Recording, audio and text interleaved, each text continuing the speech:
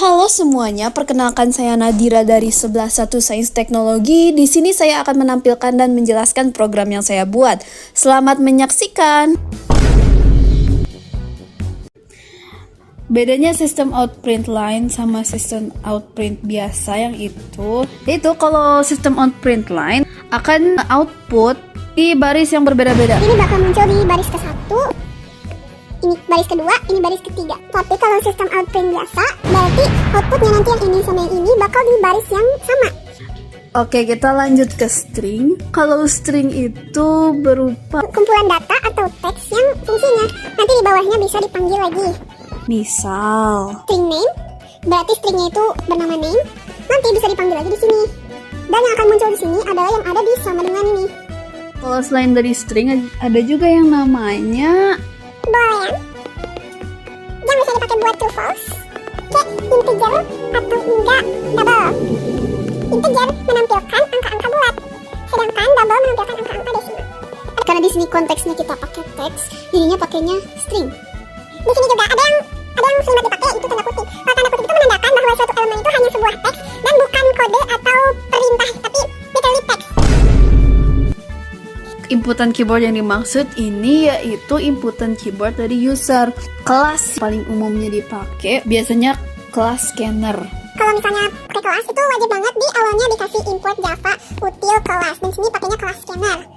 Terus setelah public static void main juga nanti bakalan ditulis lagi ini scanner input new scanner. Di sini ada string yang nanti saya akan jelaskan di bagian iteration. Dan kalau misalnya bagian scannernya atau bagian inputannya udah selesai, bisa ditutup dengan input titik close yang ada di sini.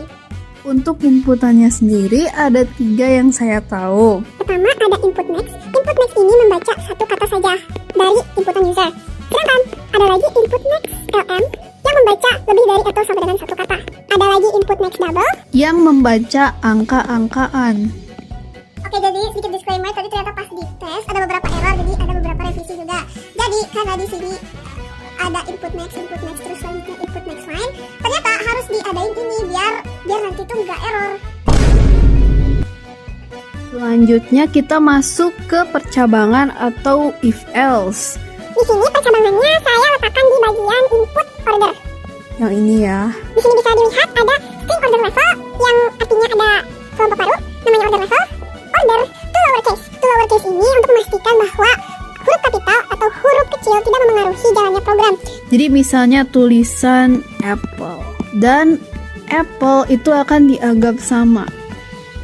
Di sini juga ada string clearance level yang akan muncul di sini dan nilainya akan relatif sesuai inputan user. Jadi misalnya user di bagian enter your division atau di bagian order ngetiklah tulisan, nanti outputnya bakalan clearance level titik 2 maximum tier.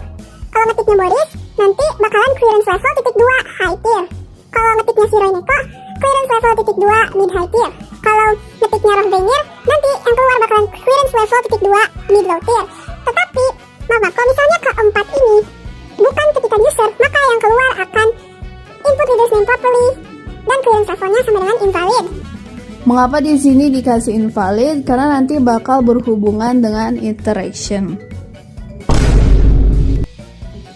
Di sini kita bisa lihat bahwa kalau misalnya user masuk ke path yang else, bakal ada percabangan lagi. Itu gini nih, if clearance level equals invalid, maka system outprint in retry yes or no. Jadi nanti bakal ada opsi buat usernya antara mau ngulang lagi programnya atau enggak.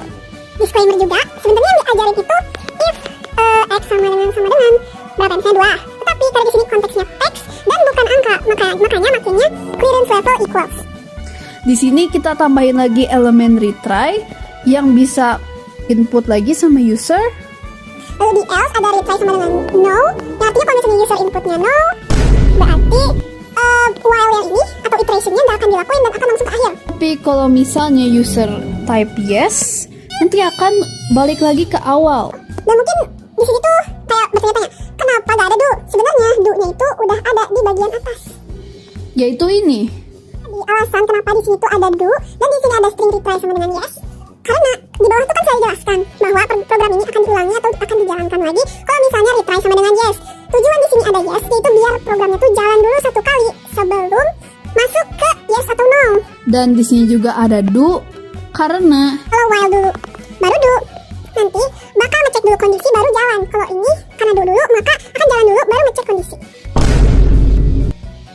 dan sedikit tambahan di sini karena saya setelah ada output ini pengennya ada kayak sedikit loading.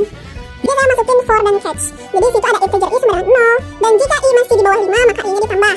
Di sini thread speed 500 milisekund, artinya itu bakal ada jeda 500 milisekund ntar i. Dan sini kan ada sistem out print, kemudian titik, artinya titik ini akan diulang sampai titiknya ada 5. Tanpa basa-basi, let's kita pencet run.